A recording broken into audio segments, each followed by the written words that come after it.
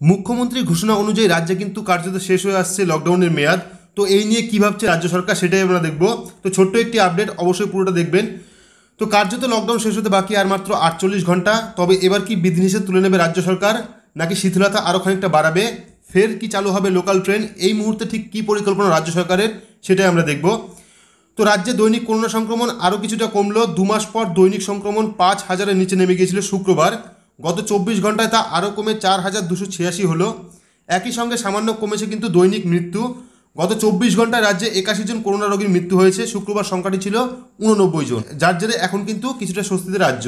প্রথমে লকডাউন করতে না চাইলেও রাজ্যে সংক্রমণ যখন 20,000 ছাড়ালো, তখন কিন্তু গত 16 মে কার্যত লকডাউন জারি করতে হয়েছিল রাজ্য সরকারকে। প্রথম 15 দিনের বিধিনিষেধের পর সুফল কিছুটা মিলেছিল বলে সূত্রের খবর। তারপর বিধিনিষেধে আরও একটু বেশি ছাড় দিয়ে শেষ পর্যন্ত আরও 15 দিনের জন্য কার্যত লকডাউন বাড়ানোর সিদ্ধান্ত নেয় মমতা বন্দ্যোপাধ্যায়ের সরকার। এবার প্রশ্ন উঠছে, তবে কি এবার বিধিনিষেধ তুলে নেওয়া হবে?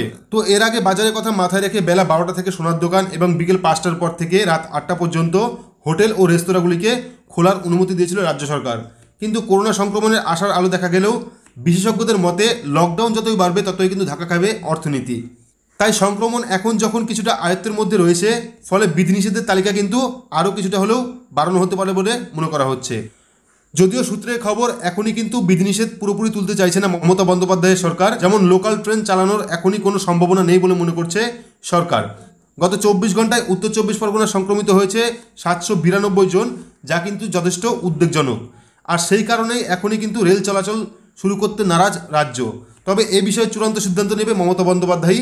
এখন আগামী দিনে কী সিদ্ধান্ত নেয় রাজ্য, তার দিকেই তাকিয়ে রয়েছে কিন্তু পশ্চিমবঙ্গের 10 কোটি মানুষ। তো এই ছিল ছোট্ট একটি আপডেট। আপনারা অবশ্যই লকডাউন নিয়ে আপনার কি মতামত কমেন্ট বক্সে কমেন্ট করে জানাবেন।